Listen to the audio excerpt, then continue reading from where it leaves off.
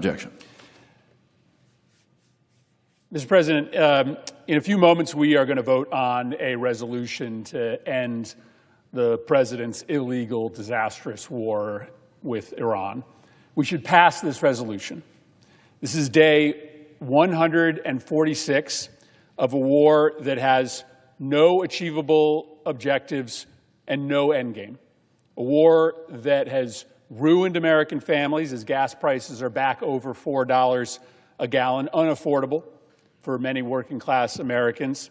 We have sky-high diesel and fertilizer prices. We've seen record numbers of farms go into bankruptcy. This is a war that has made Iran stronger, a war that has depleted American munitions so dangerously that we are now exposed without the munitions and interceptors necessary if there was an actual threat posed to the United States elsewhere around the world. This war has been an unmitigated disaster from start to finish. There's a reason why no American president, Republican or Democrat, prior to Donald Trump, began a preemptive war with Iran, because everyone with even scant knowledge of the Middle East knew that a war with Iran was not winnable, knew that it would set off a series of other conflicts in the region that would result in chaos. And that is what we have today. Chaos. Even worse, planned chaos, foreseeable chaos. Every day, as we speak, Iran strikes its neighbors, Israel, Kuwait, the UAE, Saudi Arabia, Jordan, Qatar. Every day, Iran strikes U.S. forces and are basing in the region. They have done billions of dollars worth of damage to our forces and to our partners' forces. Our war against Iran has set off other wars. Israel has invaded Lebanon. In that country, 4,300 people have been killed. 12,000 have been wounded. 1.2 million Lebanese have been displaced from their homes. Let me say this again. The war with Iran has set off another war in which 4,300 people have been killed and 1.2 million people have been displaced from their homes. And this week, a new conflict is breaking out between the Houthis in Yemen and Saudi Arabia. The Strait of Hormuz is closed. Iran did not control the strait before the war, but they now effectively control it.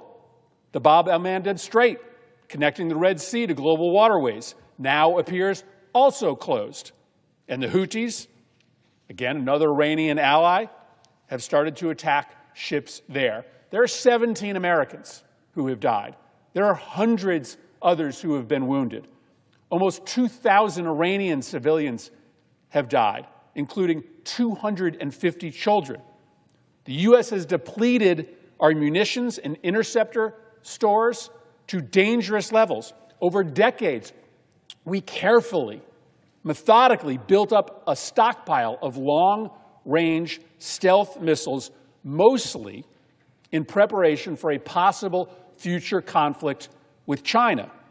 You know what percentage of that stockpile has been fired at Iran in 146 days? Not 10%, not 30%, 50%. We have fired half of our entire stockpile of long-range stealth missiles in 4 months. And the situation is even worse for our allies and partners in the region. Reports suggest that the UAE and Kuwait may have burned through 75% of their Patriot missiles just over the last 146 days. This all sounds like a disaster, correct? Like an unmitigated, 5-alarm disaster. But the administration defends this reality. They frankly can't object to the facts that I just laid out. They simply say that this is the cost of a just war. Lives lost, regional chaos, high prices, low stockpiles, taxpayers footing the bill. It's just all worth it because The Trump administration says we are achieving our goals and the goals are worth the price. And here's the most important thing to understand as we approach this vote in a few moments. It's not worth it. Why? Because Trump has not achieved a single war goal. And Trump has no path to achieve any single war goal. All of the cost, all of the chaos, all of the death that I just described is going to be for nothing, because not a single one of these goals is going to be achieved. Now, I will admit the goals have shifted over time. And so on this chart, I am simplifying the set of goals. But the first goal has been articulated many times in different forms by the administration: regime change. In Trump's video announcing the beginning of the war, he says, when we are finished with this campaign, the Iranian people should, quote, take over your government. It will be yours to take. This will probably be your only chance for generations. There is also extensive reporting on the plan led by the Israelis, but supported by the United States, to replace the old regime with leaders friendly to the United States and Israel. But here's the reality. Yes, this war has taken out the previous leadership. But what has happened is that the old regime has simply been swapped for a new generation of revolution-era ideologues that are younger, that are more emboldened, and that are less compromising. The new Ayatollah is well known to be a prominent hardliner. He has surrounded himself with other hardliners, leaders of the Quds Force, those with a history of brutal repression of dissidents inside Iran. And they feel emboldened because they have survived this war. They have emerged controlling the country. They've taken America's best shot, and they are still in charge. The president at one point tried to claim that this goal had been effectuated, that because the old Ayatollah is dead and there is a new Ayatollah, by definition, they had succeeded in regime change. All we got is a younger set of leaders who are more confident they can beat the United States and are going to emerge from this conflict more powerful in the region. The second war goal, destroying Iran's military capabilities. Now, the administration, basically as soon as the war began, claimed victory here.